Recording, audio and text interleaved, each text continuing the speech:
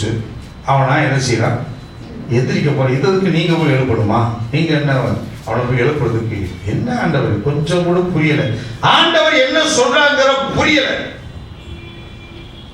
நித்திரை அடைந்திருத்தல் அழகா சொல்றாரு ஆண்டவர். பாருங்க அந்த வார்த்தை செத்து போனேன் அப்படி சொல்லல. நம்ம என்ன பாரு கோவில் என்னாச்சு அவன் போயிட்டான் முடிச்சு வச்சுல, அவன் பண்ண செத்து போயிட்டால, அழிஞ்சு போயிட்டால, முடிஞ்சு போயிட்டால, மண்ணுக்குள்ள போயிட்டால. ஆனா ஆண்டவர் சொல்றாரு நித்திரை. ஏன் அந்த வார்த்தை சொல்றாருன்னா, ஆண்டவர் பிதாவாய் தேவன் அநேக வேளைகளிலே நித்திரை அடைய செய்துதான் ஆசீர்வாதம் கொடுப்பார். ஆதாமுக்கு ஒரு நித்திரை கொடுத்தார். ஆதியாகமம் 2:21 அங்கே ஏவாள் அங்கே அவளுக்கு கொடுத்தார். யாக்கோபுக்கு ஒரு நித்திரை கொடுத்தான். ஆதியாகமம் 28:11 அவன் நித்திரையா இருந்த போது வெளிப்பாடுகளை அவன் பெற்றுக்கொண்டான்.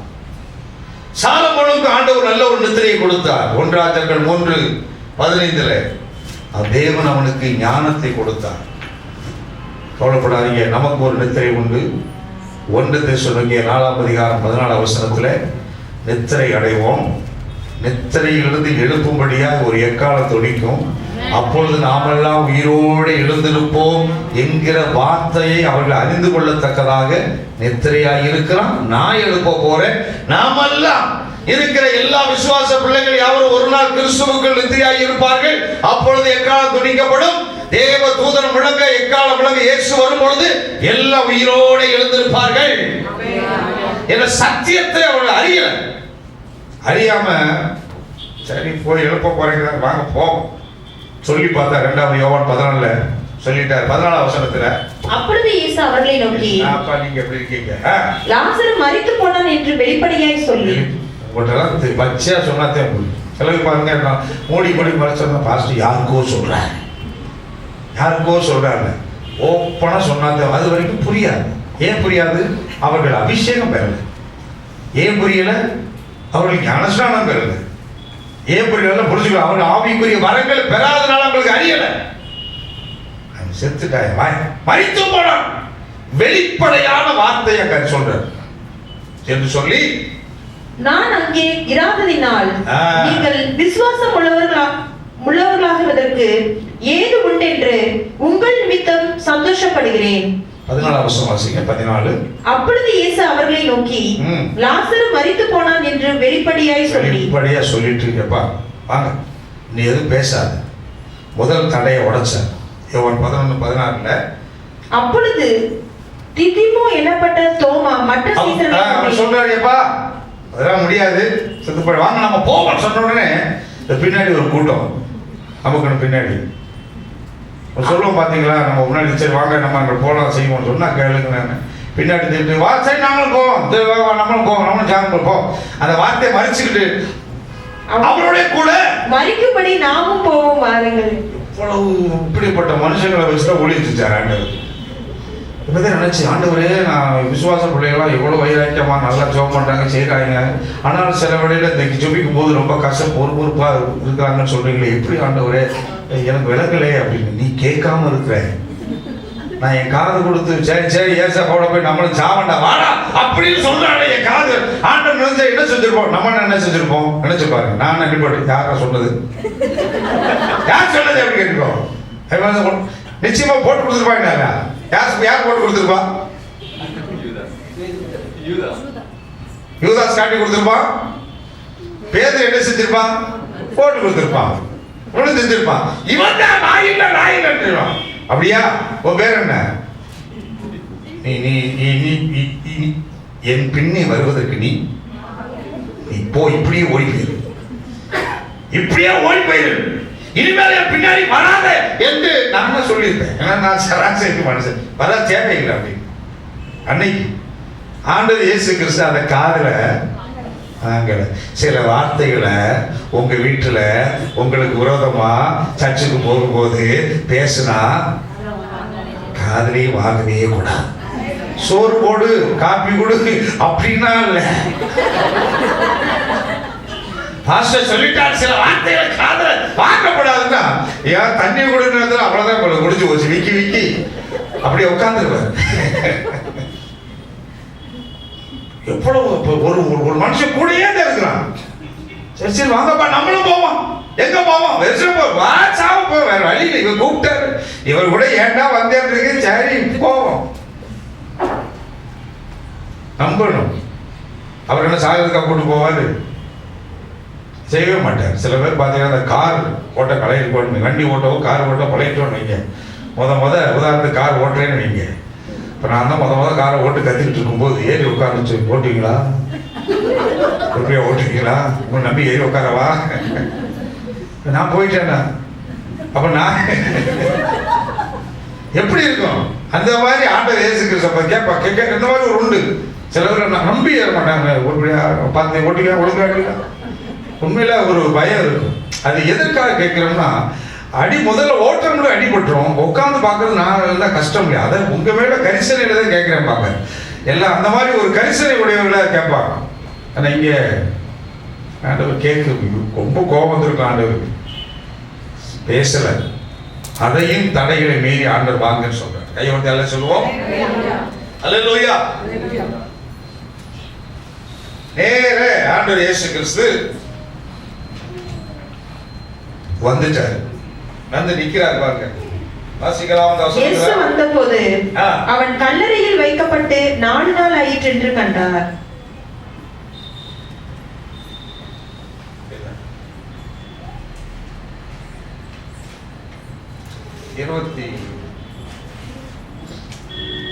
இருபதாவது இயேசு வருகிறார் என்று மார்த்தாள் கேள்விப்பட்ட போது அவருக்கு எதிர்கொண்டு போனான். மரியா வேகமா வந்துட்டான். இயேசு அது பாருங்க, செத்த வீட்டுல தான் இருக்கிறாங்க. ஆனால் இவ காது மட்டும் ரொம்ப ஷார்ப். யார் வர்றா, யார் போறான், ஏரியாக்குள்ள யார் வந்திருக்கா, எப்படி அப்பெல்லாம் போனே கிடையாது. இப்பயாவது செல்போன் வச்சுட்டு அங்க நிக்கிறேன் இங்க நிக்கிறேன்னு சொல்லுவாங்க. இயேசு கிறிஸ்து ஏரியாக்குள்ள வந்துட்டாருன்னு எப்படித்தான் இவ காது கேட்குதோ அங்கங்க ஸ்பை வச்சிருக்கிறாங்க. வச்சிடோடனே அங்க சொல்றாங்க, இங்க வந்து காதுக்கு வந்துருச்சு. வந்தவுடனே இயேசு கிறிஸ்து வந்துட்டு இருக்காரு. வீட்டில் வேகமா ஓடி போய் எதிர்கொண்டு போய் ஆண்டவருக்கு முன்னாடி போய் நிக்கிறார். நின்னுட்டு சொல்ற ஒரு வார்த்தை, ஆண்டவரே, நீர் இங்கே இருந்தீரானால் என் சகோதரன் மரிக்க மாட்டான். ஆண்டவரே, நீங்க இங்க இருந்திருந்தீங்கன்னா அப்போ இதுக்கு இந்த சாவுக்கு காரணம் யார் தெரியுமா? வியாதி இல்லைங்க. செத்தது எதில் செத்துருக்கான்? விளங்குதா? அவன் மரணத்துக்கு எதுவான வியாதி முடிச்சு ஒரு ஹார்ட் அட்டாக் வந்து டொப்புன்னு உயிர் போயிருக்குது. ஆனா இவங்க குற்றப்படுத்துறது யாரை குற்றப்படுத்துறான்? நான் இத்தனை சொல்லிவிட்டேன். நீங்க வந்திருந்தீங்கன்னா உங்க முகத்தை பார்த்திருந்தானா அவன் என்ன செஞ்சிருக்க மாட்டான்?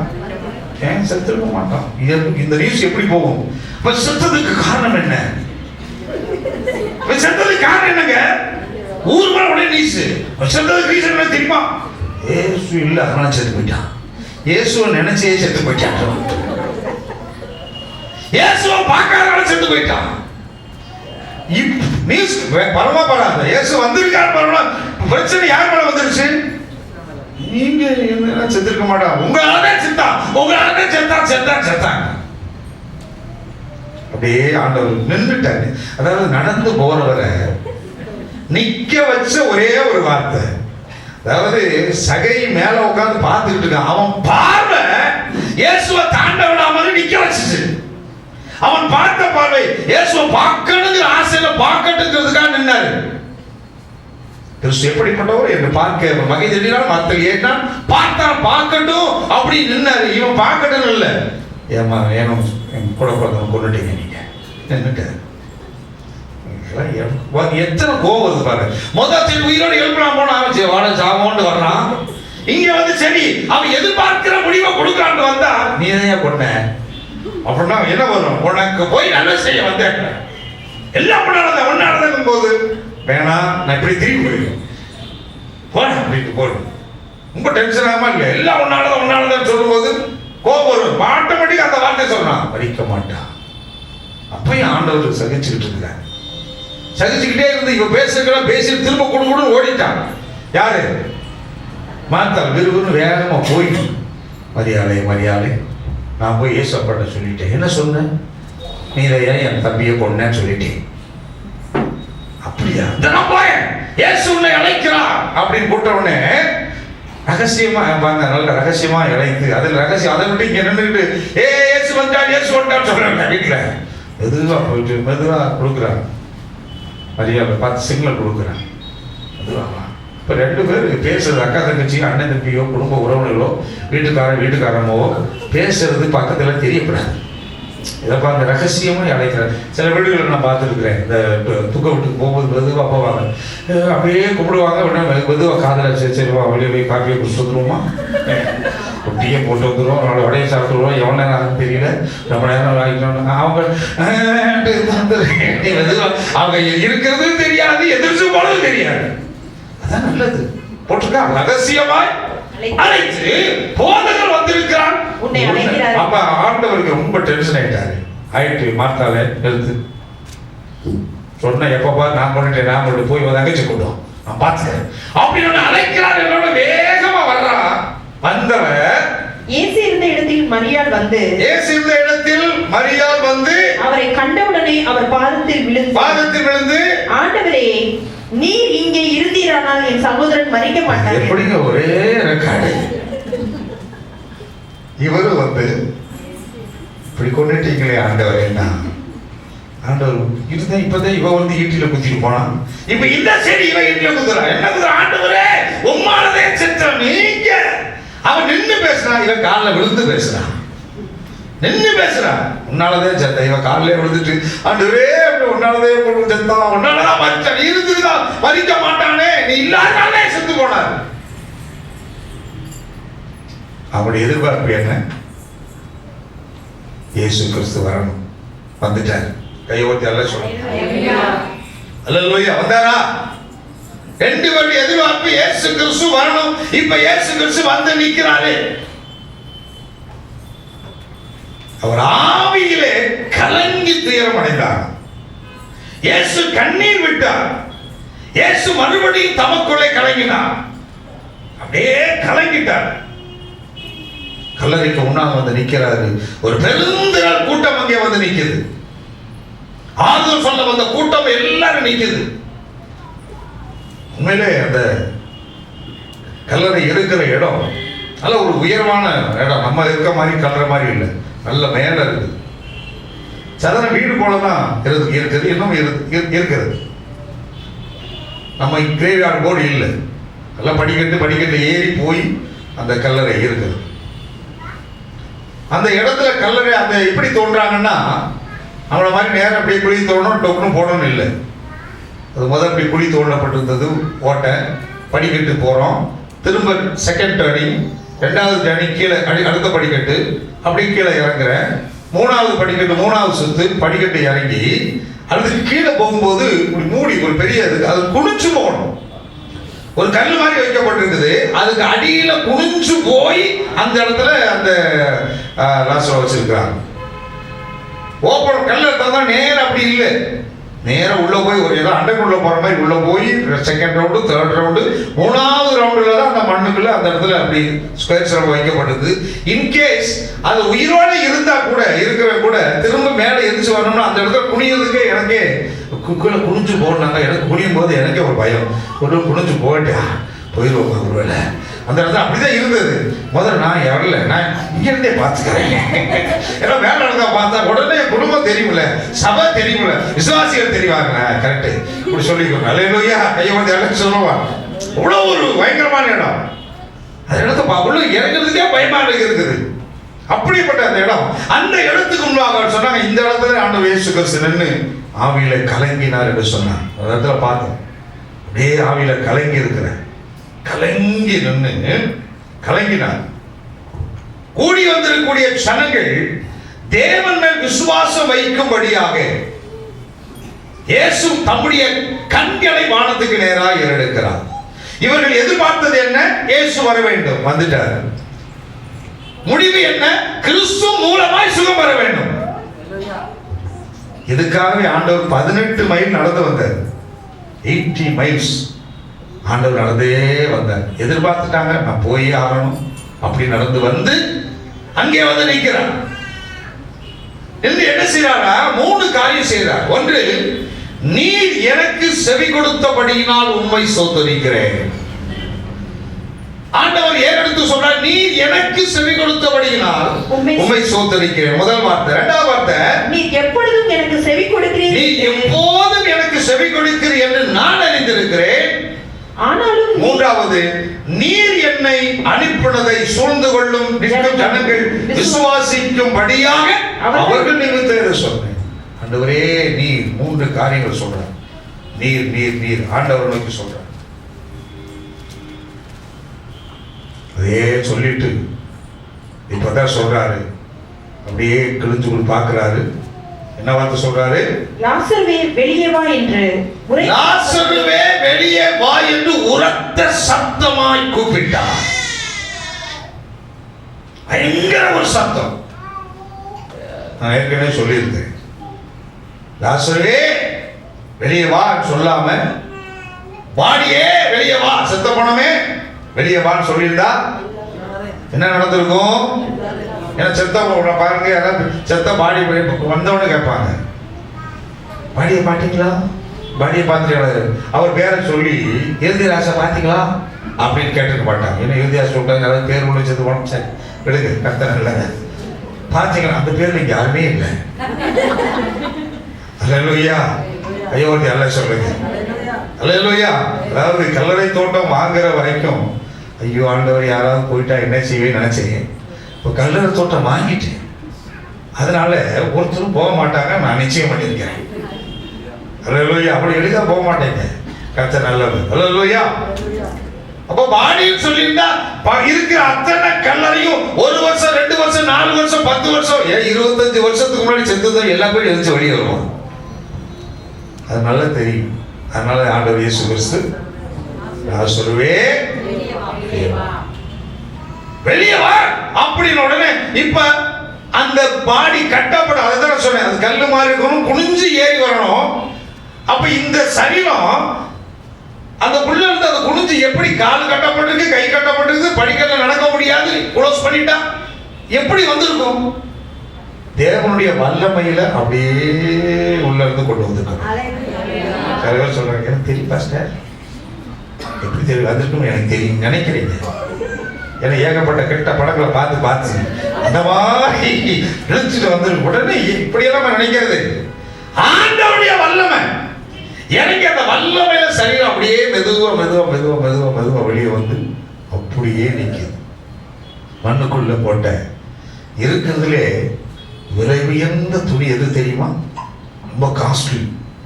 எது கேட்டீங்கன்னா, அவன் கால்களும் கைகளும் பிரேத சேலைகளாக கட்டப்படுது. இந்த பிரேத சேலைகள் ரொம்ப விலை ஜாஸ்தி, பயங்கரமான விலை. ஒரு நாடா பார்த்தீங்கன்னா ₹1 ₹2 விற்கும். இருக்கிற ரொம்ப காஸ்ட்லியான ஒரு சேலை. ஏன்னா அதை கூட போட மாட்டாங்க.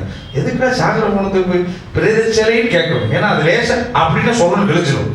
மண்ணுக்குள்ள போறதுக்கு எதுக்கு அப்படின்னு சொல்லி ரொம்ப சாஃப்டா தான் இருக்கும். விலை மலிவா இருக்குன்னு சொல்ல வரேன், விலை உயர்ந்தது இல்லை. அந்த சேலையில கட்டணும். அந்த சேலை பாருங்க, நம்ம இடைக்கு லேசா அப்படி போவோம், நல்ல புடவை கட்டிப்பீங்க, லேசா பெஞ்சில உட்காந்து டக்குன்னு கிழிச்சு போவோம். என்ன கிழிஞ்சு போச்சு சத்தம் போடும். இது உள்ள இருந்து வருது. அந்த சேலையில, அந்த பிரேத சேலையில எந்த விதமான ஒரு காரியம், ஒரு கிழிச்சல் இல்ல. கட்டினபடியே அப்படியே மேல வந்திருக்கு. உள்ள அந்த சேலையை கூட தொட விடாதபடிக்கு, கரையை அரைக்காதபடிக்கு கர்த்தர் பாதுகாத்திருக்கிறார். காரணம் அவன் ஜெபம் எதிர்பார்த்த முடிவை கொடுக்கணுன்றதுக்காக மண்ணுக்குள்ளே. நான் சொல்லுவேன், நீங்கள் எதிர்பார்த்திருக்கக்கூடிய முடிவுகள் மண்ணுக்குள்ளே போய் மனுஷனுடைய பார்வையிலே மறைக்கப்பட்டு போயிருந்தாலும், தேவனுடைய வல்லமையுள்ள வார்த்தை வரும்போது அது இன்றைக்கு அது உள்ளிருந்து வெளியே எழும்பி நீ எதிர்பார்க்கிற முடிவு சுகமாயிருக்கணும், தேவைகள் சந்திக்கப்பட்டிருக்கணும், என் காரியங்கள் வாய்க்கப்பட்டிருக்கணும். மனுஷனுடைய பார்வையில 4 நாள் நாரி போச்சு, கவலைப்படாத. தேவனுடைய பார்வையிலே அந்த விதையை திரும்ப புதிய மேனியை கொடுத்து, ஒரு புதிய ஆசீர்வாதத்தை கொடுத்து, அவர் உயிரோடு எழுப்ப அவர் வல்லவராய் இருக்கிறார். ஐயோ நல்லா சொல்லுவோமா? சத்தமா சொல்லுவோம். அல்லேலூயா. காலு கையை கட்டப்பட்ட நிலையில வந்தா, முக சேலையா சுத்தி ஏற்பட்ட நிலை எல்லாத்தையும் கர்த்தர் என்ன செய்தார்? கட்டவிழ்த்து விடு. உள்ள ஜீவன் உள்ள நீ எதிர்பார்த்த ஒரு முடிவு தேவன் அங்கே கொடுக்க வல்லவராயிருக்கிறார். எல்லாம் சொல்லுமா? நம்ம வாழ்க்கை நம்ம ஏற்கனவே என்ன செஞ்சிருப்போம்? ஒருவேளை ஒரு சில ஜெபங்களை பண்ணியிருப்போம். அந்த ஜெபத்துக்கு அவ்வளவுதான் முடிஞ்சு போச்சு நினைக்கிறீங்க. முடிஞ்சு போச்சு நினைக்காதீங்க. தேவன் அந்த காரியங்களுக்கு புதிய மேனியை, புதிய காரியங்களை கொடுத்து அழிக்கப்பட்ட மறைஞ்சே போனாலும் இன்னைக்கு ஆண்டவர் சொல்றாரு, நீ எதை எதை எதிர்பார்த்து ஜெபம் பண்ணீங்களோ அதுக்கான முடிவு இன்னைக்கு வந்திருக்கிறது. ஐயா தட்டி கர்த்தரை மகிமைப்படுத்துவோமா? அல்லேலூயா. பிலிப்பியர் நிருபம் 3ஆம் அதிகாரம் 20வது வசனம். ரொம்ப முக்கியமான ஒரு காரியம். நம்முடைய குடியிருப்போ பரலோகத்தில் இருக்கிறது. அங்கே இருந்து கர்த்தராய் இருக்கிற இயேசு கிறிஸ்து என்னும் இரட்சகர் வர எதிர்பார்த்து கொண்டிருக்கிறோம். நல்லா கவனிங்க. நீங்க எதிர்பார்த்த முடிவு அப்படின்னோடனே மனசுல ஒரு லிஸ்ட், பெரிய லிஸ்ட் வந்துருச்சு. அங்கே இருக்கணும், என் பிள்ளைக்கு வரணும், என் பிள்ளைக்கு நல்ல படிப்பு கிடைக்கணும், ஓகே, அடுத்து கல்யாணம் பண்ணணும், அடுத்து நல்ல பிள்ளைய பண்ணணும், அது பிள்ளைக்கு ஃபீஸ் கட்டணும், அது பிள்ளைக்கு இப்படியே கடன் அடைக்கணும், அது அடைக்கணும். அப்பாடா, இது போல ஆண்டவர் செய்வார். ஆனால் உண்மையான சபையினுடைய எதிர்பார்ப்பு என்ன தெரியுமா? எதிர்பார்ப்பு சபை என்னது? நான் எதுக்காக வழி நடத்துறோம்னா, எனக்கு அருமையான விசுவாசிகளே, இயேசு கிறிஸ்து வரப்போகிறார். அதை எதிர்பார்த்து நாம காத்துக்கிட்டு இருக்கோம். அவர் வருவார், அவர் வருவார். சப்போஸ் வர்றது காலதாமதமானா நாம் மரித்து போனாலும் நம்மை உயிரோடு எழுப்பி என்னை பரலோகத்தில் கொண்டு போய் சேர்ப்பான். உயிரோடு இருக்கிற ஜனங்களையும் மறுரூபமாக்கி அவர் நிச்சயமாய் நான் பரலோகத்தில் போவேன். அதுதான் என்னுடைய ஒரு முடிவு. நம்முடைய எதிர்பார்ப்பினுடைய முடிவு என்ன? நம்முடைய எதிர்பார்ப்பு ஏசப்பா வரணும். என்னுடைய எதிர்பார்ப்பு முடிவு பரலோகம் போகணும். அது யார் கொண்டு போகணும்? கிறிஸ்து வந்து அவர் என்னை மறுரூபமாக்கி, அவருடைய வார்த்தையினால் மறுரூபமாக்கி என்னுடைய முடிவு எங்கே போகணும்? பரலோகத்தில் நித்திய நித்திய ஜீவனை சுதந்திரித்துக் கொள்ளத்தக்கதான ஒரு சூழ்நிலை கொடுக்கும் என்று சொல்லி சபையை வைத்து நடத்தி கொண்டிருக்கிறையே, இந்த எதிர்பார்த்திருக்கிற முடிவை தேவன் நிச்சயம் உங்களுக்கு கொடுப்பார். அல்லேலூயா. அதெல்லாம் கொடுக்க மாட்டாங்க பாஸ்டர். இவ்வளவு சூழல் பேசிட்டு நல்லா கவனிக்கல. முதலாவது தேவனுடைய ராஜ்யத்தையும் அப்போ முதலாவது இயேசுவே நான் எதிர்பார்த்திருக்கிறேன், நீங்க வாங்க. வந்து இந்த பூமியில நானும் எவ்வளோ ட்ரை பண்ணிட்டேன், வீடு கட்டி பார்க்கணும்னு நினச்சிட்டேன், வீடு கட்டுற மாதிரி தெரியல, சரி கட்டுவேன்னு விசுவாசிக்கிறேன். ஆனாலும் எனக்கு பரலோகத்தில் ஒரு வீடு கட்டி வச்சிருக்கீங்க, அந்த நித்திய வீட்டுக்குள்ள என்னை கொண்டு போய் சேர்ப்பீங்கிற ஒரு முடிவு நமக்குள்ள வரணும். அதை விட்டு கொஸ்டின் வரக்கூடாது. இப்போ ஆண்டவர் இயேசு கிறிஸ்து வந்துட்டார். எத்தனை பேர் வேகமாக பரலோகத்தில் போய் நித்திய வீட்டில் நான் போய் எனக்கு இருப்பேன்னு சொல்கிற மாதிரி கையை வைத்தாலே சொல்லுவாங்க. ஆண்டு பார்க்குறாரு, நீ எல்லாம் வந்துருக்கியா? சில பேர் கையை கொடுக்குறாங்க, பக்கத்தில் கை தூக்கிட்டு இருக்க, போனவான்னு என்ன செஞ்சுக்கிட்டு இருந்தேன், நேற்று என்ன பண்ணிக்கிட்டு இருந்தா, இன்னைக்கு வந்து நிச்சயம் வேணும். இதுதான் முதல் தரம் என்னுடைய நான் எதிர்பார்க்கறது. ஆண்டவர் இயேசு கிறிஸ்து வந்து மறுரூபமாக்கி நம்ம நித்திய ராஜ்யத்தில் கொண்டு போகணும். இதுதான் முதல் எதிர்பார்ப்பின் முடிவு. முதலாவது தேவனுடைய ராஜ்யத்தை தேடும் போது என்ன போட்டிருக்குது? இவைகள் எல்லாம், இவைகள் அப்படின்னாவே எவைகள் நீ எதிர்பார்க்கிற அவைகள். நீ என்ன எதிர்பார்த்தாலும் சரி, அத்தனையும் அது வந்து சைட்ல தான் வரும் மொழிய, அது மெயின் அல்ல. கண்டிப்பா ஆண்டவர் எதிர்பார்க்கிற முடிவை நிச்சயம் கொடுப்பார். கைவர்த்தி அல்ல சொல்லுமா, சத்தமா சொல்லுமா, நல்ல ஒரு கைகளை தட்டி ஆண்டவர் நான் எதிர்பார்த்த முடிவை கொடுத்துட்டார். அல்லேலூயா. எதிர்பார்த்த முடிவை கொடுக்கணும்னா என்ன செய்யணும்? மூணே காரியம். ஒண்ணு, வசனத்தை ஒழுங்கா ஜெபம் பண்ணுங்க, ஒழுங்கா வசனத்தை கேளுங்க, ஒழுங்கா ஆராதனை செய்யுங்க. எதிர்பார்க்கிற முடிவை செய்வே சொல்லிட்டு சொன்ன உடனே வந்துடும். யார் நம்புறாரு இல்லையோ, கர்த்தர் நம்மளை நம்புவார். எத்தனை பேர் அமர் சொல்லுங்க. எத்தனை தகவலோட பிள்ளை கேட்கும், சரி நான் உனக்கு வாங்கி தரேன் அப்படின்னு சொல்லிட்டா அது ஒருபோதும் நம்புறதே இல்லை. நம்பாத வரைக்கும் அது கிடைக்காது, நம்பிட்டா கிடைக்கும். அல்லேலூயா. ஆனால் இயேசு கிறிஸ்து அப்படி இல்லை. அவர் சொல்றாரு, இந்த முடிவில் எடுத்துட்டியா நான் உனக்கு எல்லாத்தையும் கொடுக்குறேன். அவர் நம்மளை நம்புவாருங்க. இயேசு கிறிஸ்து நம்மளே நம்புவார். காரணம் அவர் நம்மே வைத்த அன்பு. அல்லேலூயா. எல்லாம் எழுதுது நான் சொன்னேன்.